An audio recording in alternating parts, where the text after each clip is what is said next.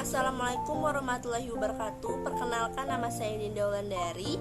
Pada kesempatan kali ini, marilah kita panjatkan kehadirat Allah Subhanahu wa taala yang mana telah memberikan nikmat dan hidayatnya kepada kita dalam keadaan sehat walafiat.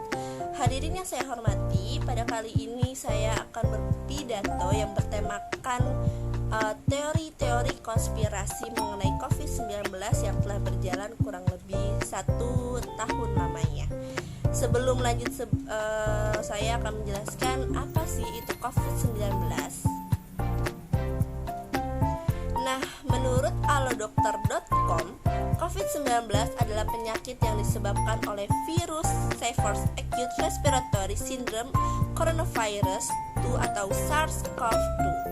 COVID-19 atau Coronavirus Disease 2019 adalah jenis penyakit baru yang disebabkan oleh virus dari golongan coronavirus, yaitu SARS-CoV-2 yang juga sering disebut dengan virus corona. Kasus pertama penyakit ini terjadi di kota Wuhan, Cina pada akhir Desember tahun 2019 silam. Setelah itu COVID-19 menular antar manusia dengan sangat cepat dan menyebar ke puluhan negara termasuk Indonesia hanya dalam beberapa bulan. Penyebarannya yang cepat membuat beberapa negara menerapkan kebijakan untuk melakukan lockdown untuk mencegah penyebaran virus ini. Di Indonesia sendiri, pemerintah menerapkan kebijakan pembatasan sosial berskala besar atau PSBB untuk menekankan penyebaran virus ini. COVID-19 awalnya ditularkan dari hewan ke manusia. Setelah itu diketahui bahwa infeksi ini juga bisa menular dari manusia ke manusia. Lalu apa saja teori konspirasi yang telah muncul karena adanya COVID-19 ini? Mari kita bahas. Menurut kompas.com, setahun pandemi COVID-19 ini mewabah di Indonesia, banyak sekali teori-teori konspirasi yang banyak beredar di media massa. Justru membuat sebagian besar masyarakat mempercayai teori itu dan mengabaikan virus SARS-CoV-2 penyebab COVID-19 yang memang benar adanya. Ironisnya, kepercayaan terhadap masyarakat, ragam teori konspirasi itu telah berdampak pada sebagian dan bahkan harus merenggang nyawa. Berikut beberapa teori konspirasi virus corona yang hadir selama setahun pandemi COVID. Yang pertama, ada kebocoran laboratorium biologi. Pada awal-awal kemunculan pandemi virus corona di China dan menyebar di sejumlah negara di dunia, muncul spekulasi teori bahwa penyebab pandemi ini terjadi bukan dari virus SARS-CoV-2, melainkan senjata biologis dari laboratorium di China yang bocor. Klaim rumor ini seperti dilansir dari Life Science pada Senin tanggal 20 bulan 4 2020 juga menyebut virus tersebut dibuat sebagai senjata biologis atau bioweapon, dan peneliti di Departemen Mikrobiologi Fakultas Universitas Indonesia, Dr. Ervera Ibrahim MSc, SPMK, PhD mengatakan bahwa virus corona memang sudah ada sejak lama, diantaranya menyebabkan wabah SARS dan MERS di beberapa waktu lalu. Sumber utamanya adalah virus corona dari kelelawar yang menular dari hewan perantara masing-masing. Sebuah penelitian tentang pandemi COVID-19 yang diterbitkan di jurnal Nature Medicine pada tanggal 17 Maret 2020 menunjukkan bukti spesifik yang menyangkal teori konspirasi yang berbak jika virus corona atau SARS-CoV-2 tidak direkayasa di laboratorium di China. Yang kedua ada teknologi 5G transmisikan virus corona.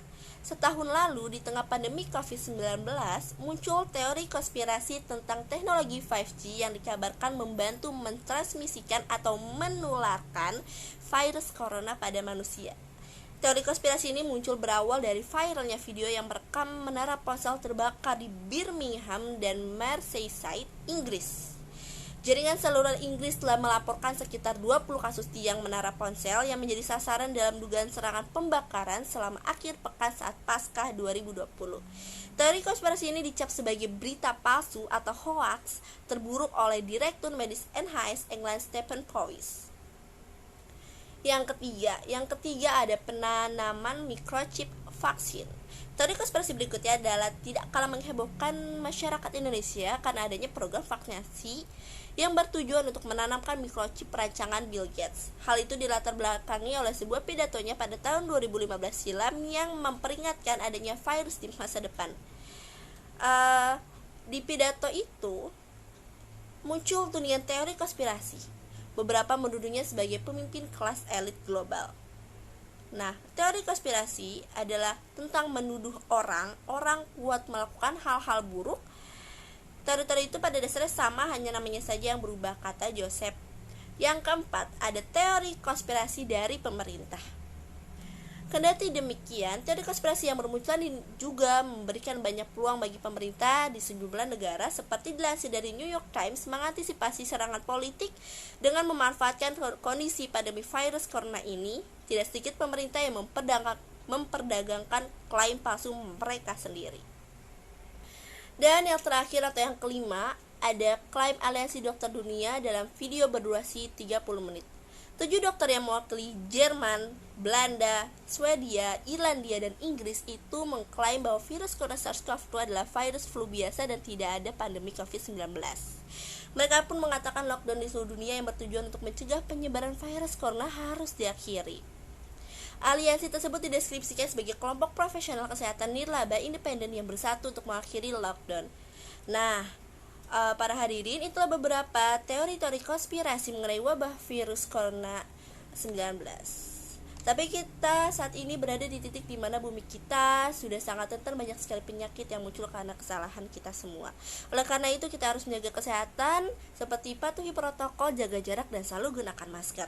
Sekian pidato dari saya, kurang lebihnya mohon maaf, dan tetap stay healthy. Wassalamualaikum warahmatullahi wabarakatuh.